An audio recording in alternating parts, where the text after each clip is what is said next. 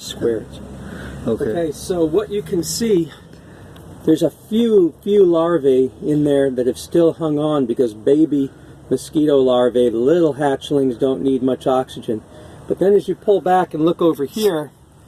you can see the mortality of the adult, or not the adult, but the larvae that are ready to turn into mosquitoes, and they die. So I wanted to go on a little rant today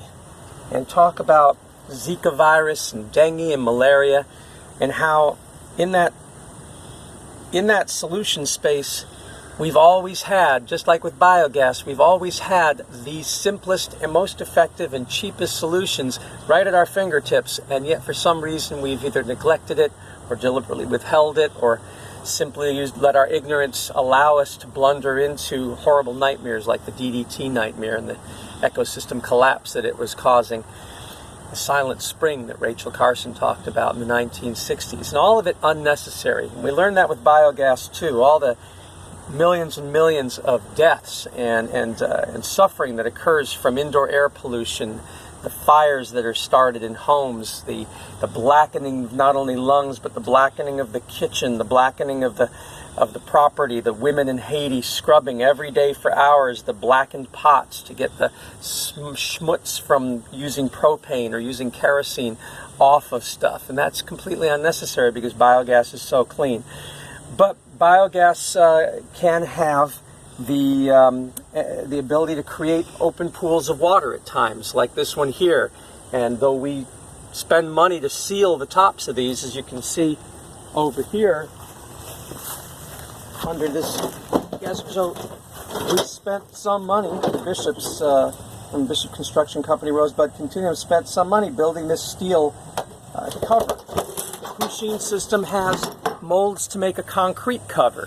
which I found very difficult to use and have abandoned because it's more hassle than it's worth. We've done covers out of wood, we've done covers out of foam, but we've tried to keep these things covered. We have a steel cover on the top of the Big Dragon there, one here, and we wanted to do an experiment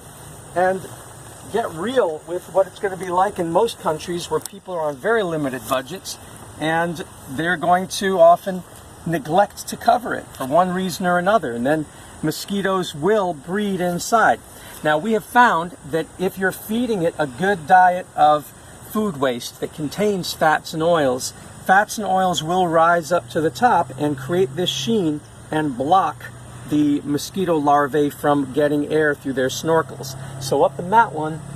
they completely died once there was enough fat and oil going in. This one, we had stopped feeding food waste. We've been experimenting with feeding yard waste too, and there was no fats and oils, at least not in enough sufficient quantity, to seal the top. And for a while, there were no mosquitoes breeding in here, but when we added water plants from the lake, because we wanted to have some other use of this to make it an ecosystem, we even tried putting tilapia in, then the mosquitoes, once the oxygen was back in the water, started breeding like crazy, and by the millions. And so we allowed that to happen until we got what looked like a nightmare population of larvae that were going to turn into mosquitoes. They were all big enough to metamorphosize and become the nightmare disease-carrying organism that we know, that vampire bloodsucker that eats us up. And the other night, Inas just put a thin sheen of vegetable oil, and it can be used cooking oil, right on the top